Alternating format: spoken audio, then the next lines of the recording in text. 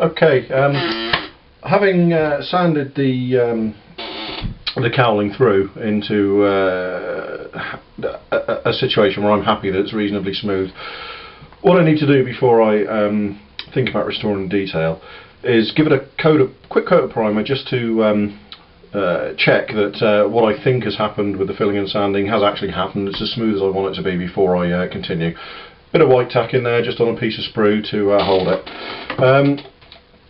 Primers. I have a vast array of primers. Okay, most of them in spray cans. So amongst those, what we've got here, we've got Halford's filler primer.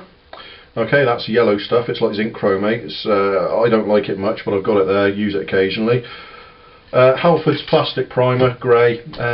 Used to be fabulous stuff. I don't really like it anymore. I don't find it it applies far too heavily and tends to obscure rather than pop detail out.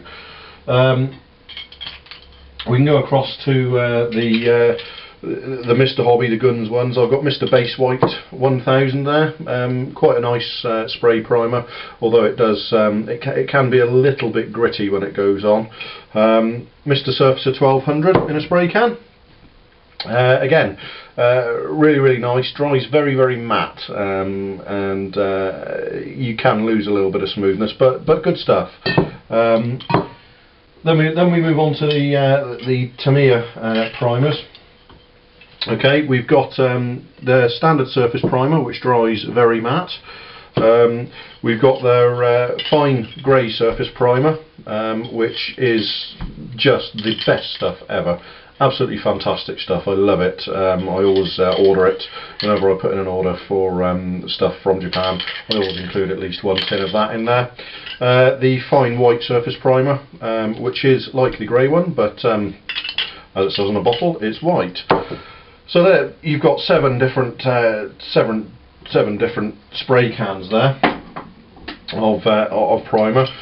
Just for the sake of argument, this time round, I'm going to use the Mr. Colour primer, the Mr. Surfacer 1200. Just to give you a few more options, ones that can be brushed or thinned for spraying.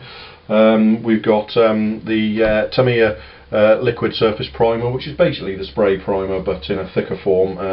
It's as good, if not better, in my opinion, as the Mr. Surfacer. Okay, we've got Mr. Base White 1000 in a tin rather than in a spray can. Let's have a look. Oh. Almost inevitably, we have Mr. Surfacer 500. Again, great stuff, great for filling hairline cracks and the like. Most people have got, or it's increasingly common for modelers to have this these days.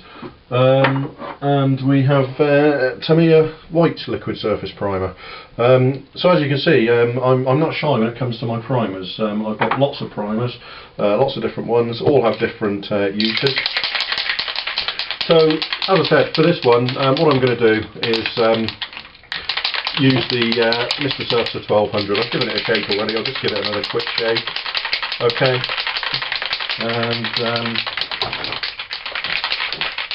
with that, now normally I would be spraying somewhere else other than my workbench, but as it, for the purposes of showing you what I'm going to do, I'm going to stick with my workbench. So, as you can see, it goes on, sprays very nicely, so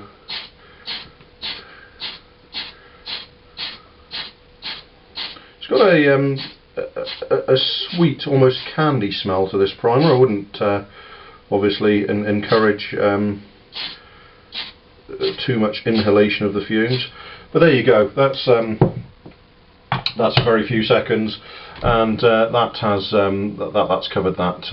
And already I can see the surface detail popping out where I'm going to need to restore it, and where the surface detail has remained. So as an initial first glance, it does look pretty nice. So I'll just set that aside to dry, and then we'll get on with looking at restoring the surface detail I've sanded away. Okay, the cowling has been primed. With the primer dry, I can now see where I need to be restoring detail. Rescribing detail, I use pretty much the same tools as anybody else in the modelling world. Dymo tape, a Hasegawa tri-tool scriber, a pin and a needle vise. Pretty much your standard rescribing equipment, really.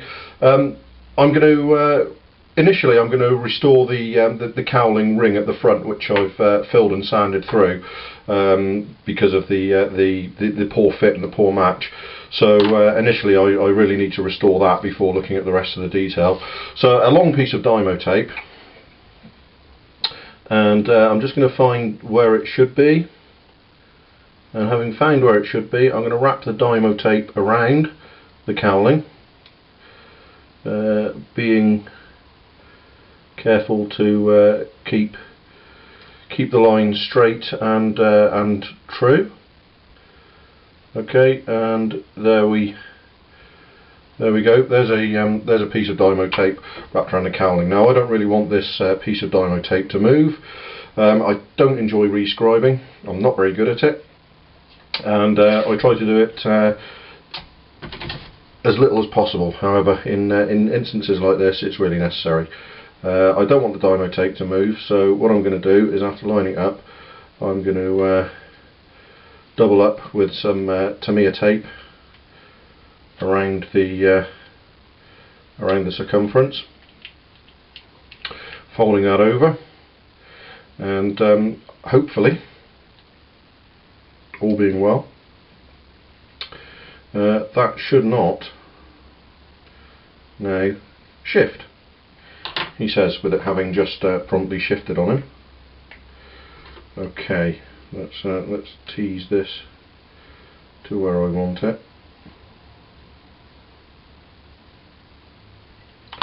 Like so. For this, I'm going to use the needle and the pin vise.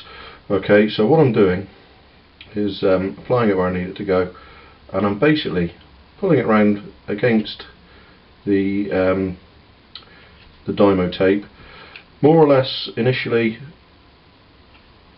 very little pressure at all, hardly any in fact. It's more or less finding its own way. It's under its own weight almost.